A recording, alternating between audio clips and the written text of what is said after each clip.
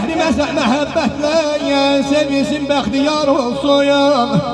Muğamat məni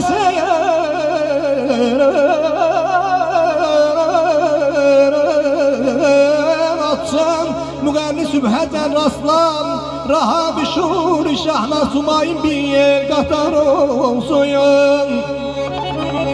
Sala mənsure izər bir cəhərgahına yadımdan əzəl bəstlər gələcəyim müxalif üçün isar olsun. Qənimətdir keçər hər gün qayıtmaz aləmdə ayda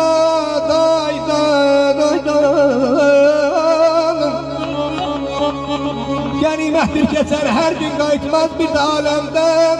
Şirin söhbət, şirin söz ömürdən yadigar olsun. Bu yerlər bağlıdır, bu yerlər bağlıdır.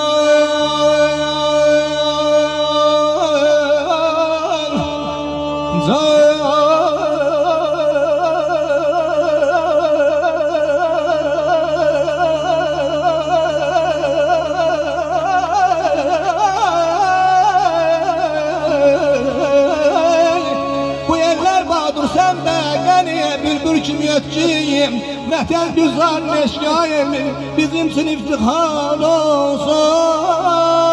Sayamam, sayamam